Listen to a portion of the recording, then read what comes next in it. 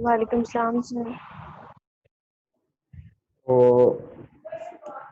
हमने अब ये एक थ्योरम है कि every field is integral domain but converse में नॉट बी ट्रू। इसका मतलब है कि एवरी फील्ड इंटेग्रल डोमेन होती है, लेकिन हर इंटेग्रल डोमेन जो है वो फील्ड नहीं होती। इसका जो अगला पार्ट वो ये है कि every finite integral domain is field. हम ये सारा प्रूव करेंगे। सबसे पहले ये प्रूव करेंगे कि every field is integral domain. हर फील्ड जो है वो इंटेग्रल डोमेन होती है। तो suppose that F be any field. अब फील्ड का मतलब क्या है कि वो विद रिस्पेक्ट टू एडिशन भी अबेलियन ग्रुप होगी, without zero with respect to multiplication भी अबेलियन ग्रुप होगी, और डिस्ट्रीब्यूटिव लॉ भी होल्ड करते होंगे। अब हम इसमें से ना दो एलिमेंट ले लेते हैं। अब हमने प्रूव करना है कि इंटेग्रल डोमेन है। अगर इंटेग्रल डोमेन प्रूव करना है, इंटेग्रल डोमेन की प्रॉपर्टी क्या है हमारे पास होती है।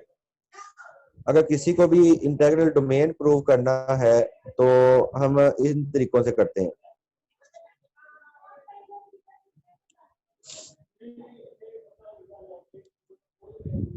हम दो एलिमेंट अगर किसी भी रिंग या किसी भी फील्ड को इंटेग्रल डोमेन प्रूव करना है, हम क्या करते हैं, दो एलिमेंट लेके उनको जीरो के इक्वल रख लेते हैं। तो हम प्रूव करते हैं या तो ए जीरो के इक्वल होगा या बी जीरो के इक्वल होगा। तो हमने दो एलिमेंट लिए, उनको जीरो के इक्वल रख दिया। A B belong to F. Consider करते हैं A B is equal to zero. तो इफ अगर तो A is equal to zero है, A is equal to zero, then we are done. हमने यही प्रूव करना है कि इन दोनों में से एक जीरो होगा। पहले हमने ले लिया अगर ए जीरो होगा तो ये तो खत्म हो गया, बी चाहे जीरो हो या ना हो। अब इसके बाद if A is not equal to zero, A is not equal to zero, अगर ए जीरो नहीं है, देन ए बिलोंग करता है फील्ड में, ए बिलोंग टू एफ। तो अगर ए एफ का एलिमेंट है तो इसका मतलब क्या होगा,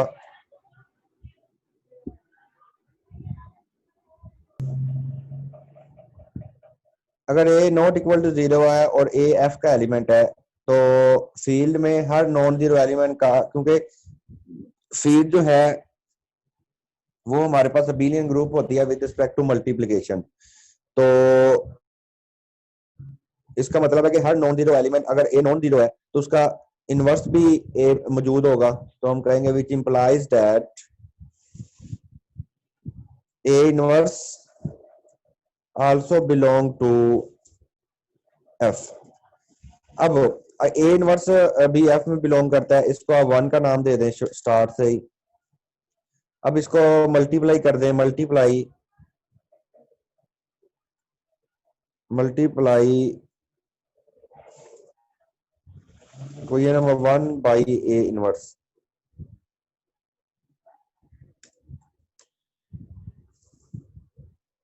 ए इनवर्स को वन से मल्टीप्लाई कर दें।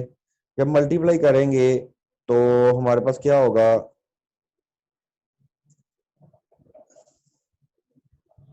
ए inverse into A B into A inverse. A inverse zero से मल्टीप्लाई होगा तो जीरो हो जाएगा। इधर से हम एसोसिएटिव लॉ यूज करते हुए इनको इस तरह लिख लेते हैं, ए इनवर्स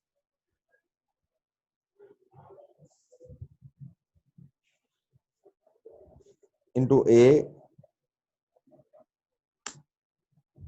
एंड बी, और ये आ जाएगा जीरो। और ए इनवर्स को ए से मल्टीप्लाई करेंगे तो क्या आएगा, identity element.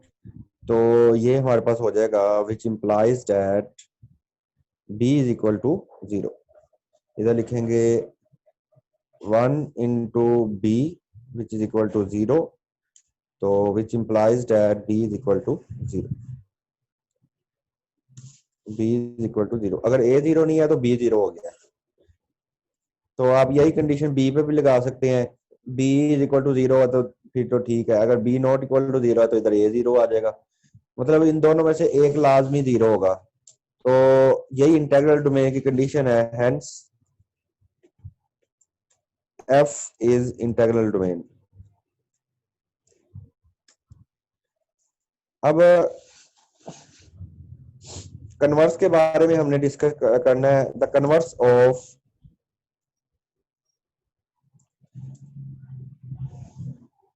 This theorem, this statement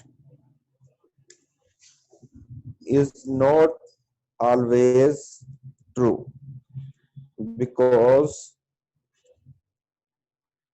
अगर हमने किसी भी स्टेटमेंट को डिसप्रूव करना है तो हम सिर्फ एक एग्जांपल देंगे उसकी। Because ring of integer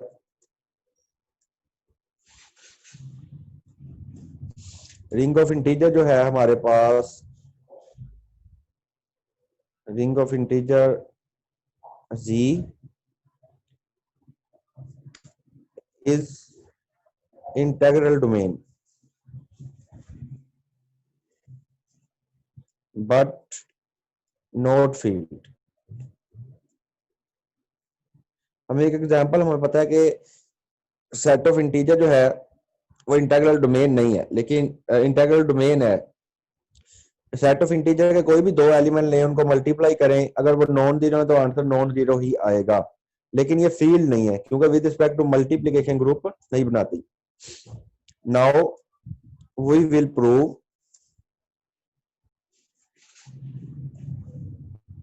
every finite integral domain is field। अब हम लेट करते हैं कि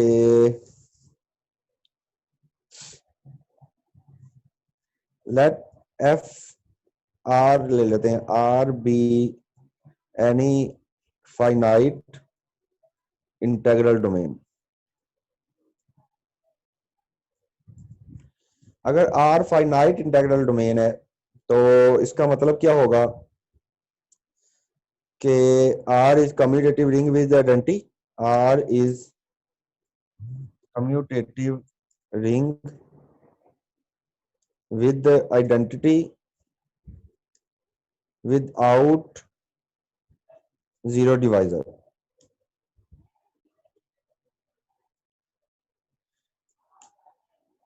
अब देखें रिंग के अंदर सिर्फ रिंग और फील्ड में तीन प्रॉपर्टीज का डिफरेंस है। तो अगर इंटीग्रल डोमेन आ जाए तो इंटीग्रल डोमेन को फील्ड प्रूव करना, तो हमने सिर्फ ये प्रूव करना कि उसमें का हर एलिमेंट का मल्टीप्लिकेटिव इनवर्स मौजूद है। R is commutative ring with identity without zero divisor. अगर विदाउट जीरो डिवाइजर है इसका मतलब क्या होगा,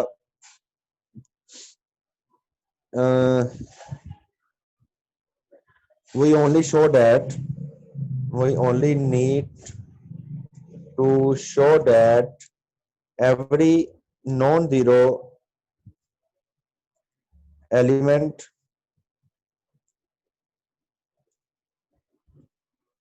of R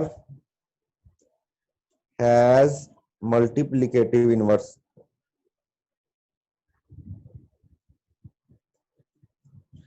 inverse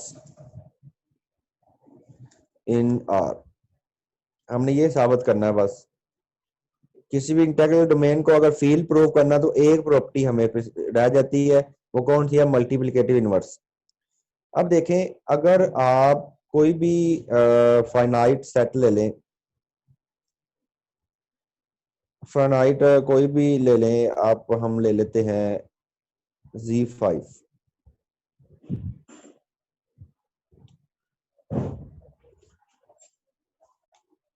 commutative ring with identity है, अगर कोई भी आप सेट ले लो इधर Z5, इसमें आप कोई भी एलिमेंट एक पिक कर लो, हम 2 पिक कर लेते हैं 2 बार। तो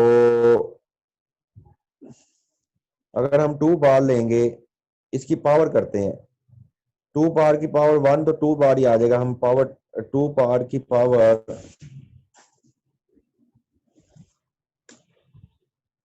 1, वो तो हमारे पास यही आ जाएगा, 2 बार इज इक्वल टू 2 बार। 2 बार की पावर 2 करेंगे तो क्या आ जाएगा,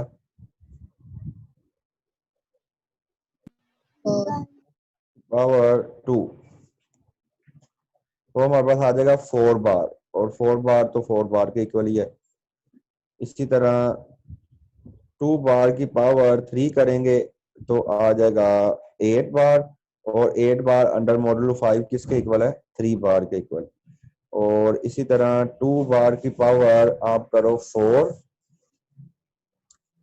तो वो किसके इक्वल है, 16 के इक्वल। तो 16 किसके इक्वल है,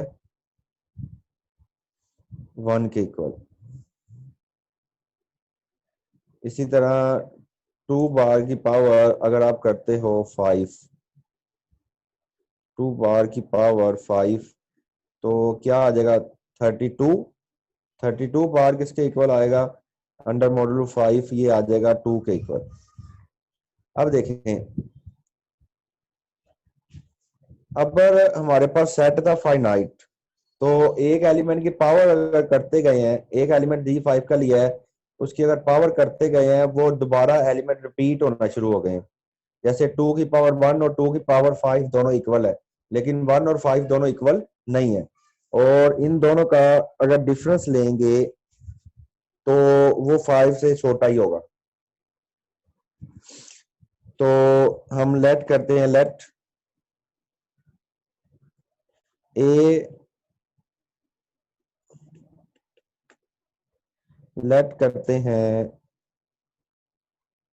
ए बिलोंग टू आर। अगर ए आर का एलिमेंट है तो इंप्लाइज दैट ए इंटू ए भी किसका एलिमेंट होगा, आर का। ए को ए से मल्टीप्लाई करेंगे, मतलब ए स्केयर भी किसका एलिमेंट होगा, आर का, आर में से। इसी तरह ए क्यूब भी किसका एलिमेंट होगा,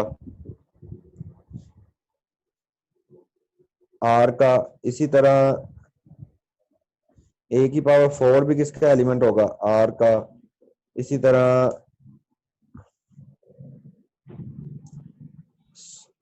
सोन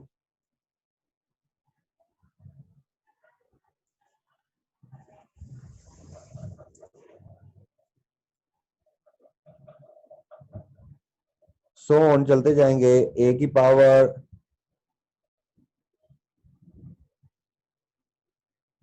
कोई भी ले लेते हैं हम, एम, वो भी आर का एलिमेंट बनेगा, इसका मतलब and so on and so on. जितनी भी आर की पावर्स करेंगे वो आर के एलिमेंट ही आते जाएंगे। अब हमने लिखना है सिंस आर इज फाइनाइट, अगर आर फाइनाइट है देन देयर एग्जिस्ट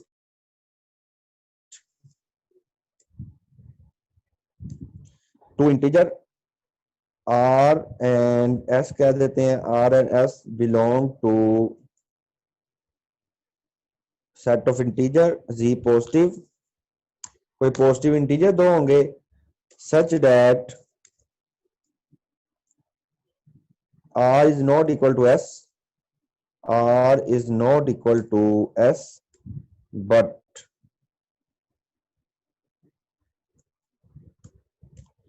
क्या होगा कि a की power r is equal to a की पावर s। ठीक हो गया।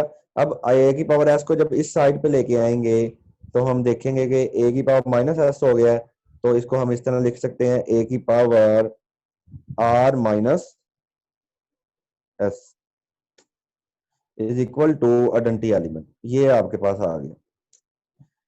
अब नाउ कंसीडर ए की कोई भी पावर ले लें, वो किसका एलिमेंट बनता है, आर का। ए की हम लेते हैं ए की power R minus S minus 1, ये किसका एलिमेंट बनेगा, आर का। अगर ये वाला एलिमेंट आर का एलिमेंट है तो इसको हम ऐसे लिख सकते हैं, विच इंप्लाइज दैट ए की पावर आर माइनस एस अलहदा कर लिया एंड ए की पावर माइनस वन अलहदा कर लिया। ये किसका एलिमेंट है? आर का। और ए की पावर आर माइनस एस किसके इक्वल है? आइडेंटिटी के इक्वल।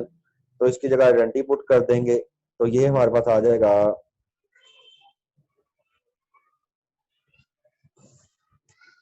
Identity element. तो ये आ गया आपके पास ए इनवर्स। तो इसका मतलब क्या हो गया? सो ये जो एलिमेंट है A inverse belong to R is inverse element of A belong to R. A element का इनवर्स मिल गया। हमने एक आर्बिट्रेरी एलिमेंट लिया था उसका इनवर्स फाइंड आउट कर लिया। इसका मतलब है कि एवरी नॉन जीरो एलिमेंट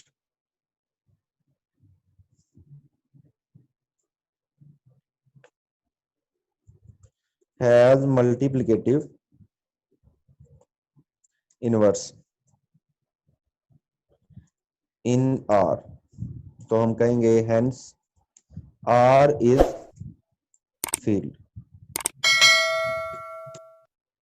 अब आपको पता लग गया कि कोई भी फाइनाइट इंटीग्रल डोमेन हो उसको हम फील्ड कह सकते हैं, लेकिन अगर इनफाइनाइट इंटीग्रल डोमेन है उसको हम फील्ड नहीं कह सकते। इधर आप ये भी मेंशन कर सकते हैं कि हमने नॉन जीरो एलिमेंट लिया है, zero is not equal to A. Non zero element है, हर नॉन जीरो एलिमेंट का मल्टीप्लिकेटिव इनवर्स मौजूद होता है। ठीक हो गया? यहां तक अगर प्रॉब्लम है तो पूछ लें। जैसे हमने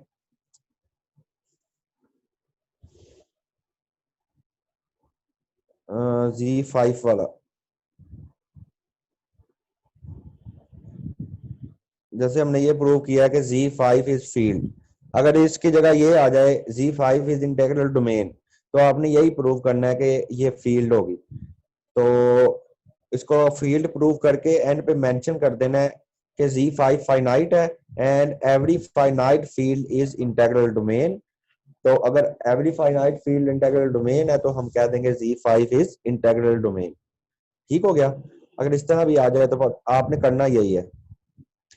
अब इनफैक्ट कोई भी आपके पास प्राइम आ जाए, पी की जगह कोई भी प्राइम नंबर आ जाए, 2, 3, 5, 7, उसके बाद 11, 13, 17 कोई भी आ जाए, उसको आपने अगर प्रूव करना है कि वो इंटीग्रल डोमेन है तो आप यही प्रूव करोगे कि वो फील्ड है।